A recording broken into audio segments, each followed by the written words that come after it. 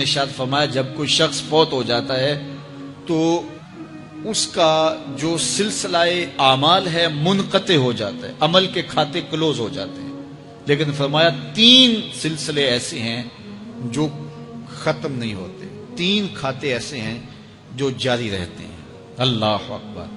سب سے پہلے صدقہ جاریہ، دوسری بات میرے حضور نے ارشاد فرمایا علم جس سے لوگ نفع پائیں۔ اللہ اکبر۔ علم کسی کو سکھا دیا، وہ تسلسل باقی رہے۔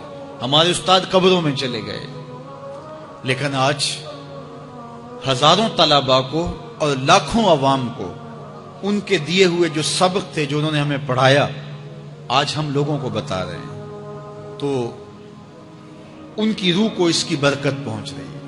پھر یہ ان کے استاد، پھر ان کے استاد۔ تو علم نافع یہ کبھی بھی کھاتے کلوز نہیں ہوتے۔ اور تیسری بات میرے حضور نے فرمایا نیک اولاد جو ماں باپ کے لیے مغفرت کی دعائیں کرتی ہے، یہ صدقہ جاریہ ہے، یہ کبھی بھی ختم ہونے والا سلسلہ نہیں ہے۔ میں کہتا ہوں کہ اولاد اگر نیک ہے، اہتمام سے دعا نہیں بھی کرے گی تو دن میں کتنی مرتبہ کہے گی ربنا اغفر لی والدی، اے اللہ مجھے بھی بخش دے، میرے ماں باپ کی بھی مغفرت کر دے۔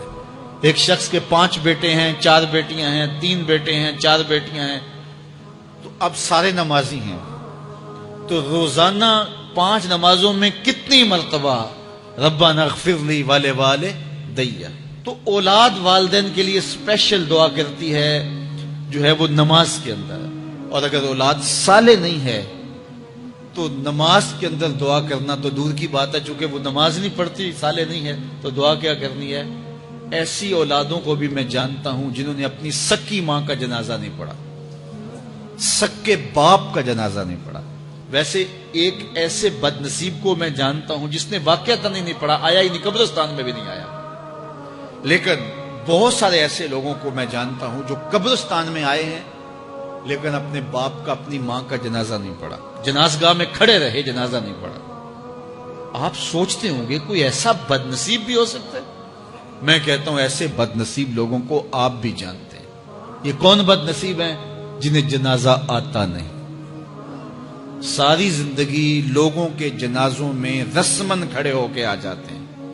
جنازہ آتا ہو تو کچھ پڑھے، جاتے ہیں ہر جنازے میں ہیں لیکن نماز جنازہ ہی نہیں آتی، تو کھڑے ہو کے لوگوں کو دیکھ کر کے سلام پھیر دیا، لوگوں کو دیکھ کر کے ہاتھ چھوڑ دیے، اور جو ہے وہ جنازہ پڑھنے گئے تھے۔ اور جب اپنے ماں باپ فوت ہو جاتے ہیں تو کیا سارے کام چھوڑ کے جنازہ سیکھتے کہ ساری زندگی لوگوں سے فراڈ کیا، دھوکہ کیا، آج اپنی سکی ماں کو دھوکہ تو نہ دوں، آج اپنے سکے باپ سے تو فراڈ نہ کروں۔ ساری زندگی جو لوگوں سے فراڈ کرتا رہا، پھر ایک دن اپنی سکی ماں سے بھی فراڈ کیا، اپنے سکے باپ سے بھی فراڈ کیا۔ اور مجھے بتاؤ شخص سے بڑا کوئی بدبخت ہو سکتا ہے کہ جو اپنی سکی ماں سے فراڈ کرے اور وہ بھی مرنے کے بعد، سکے باپ سے فراڈ کرے، اس کی لاش پڑی ہوئی ہو اور وہ اس سے فراڈ اور دھوکہ کر رہا ہو؟ اگر اس کے اندر ضمیر ہو تو ڈوب کے مر جاتا کہ میں اپنی ماں سے فراڈ کر رہا ہوں اور اپنے باپ سے فراڈ کر رہا ہوں۔ تو یہ کتنی بڑی بد نصیبی ہے کسی اولاد کی اور کسی ماں باپ کی بھی کہ اس کی اولاد بھی اس کے لیے جنازہ پڑھنے کی صلاحیت نہیں رکھتی ہے۔ اور وہ کتنے خوش نصیب ماں باپ ہیں جن کا جنازہ خود اولاد پڑھاتی ہے۔ اتنی صلاحیت اور اس قدر اللہ نے ان کو خیر کی توفیق دی ہے کہ وہ خود اس قابل ہے اور اس منصب پہ ہے کہ وہ اپنے ماں باپ کا خود جنازہ پڑھائے۔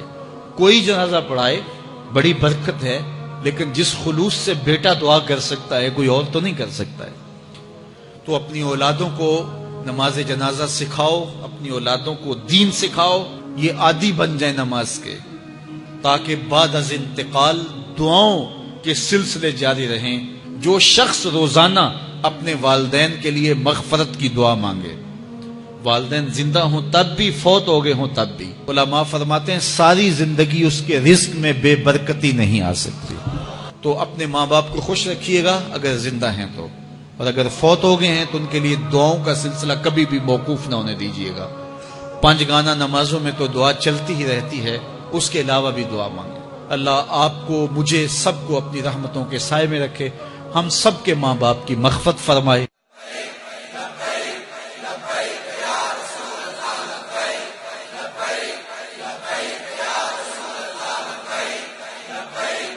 لبیک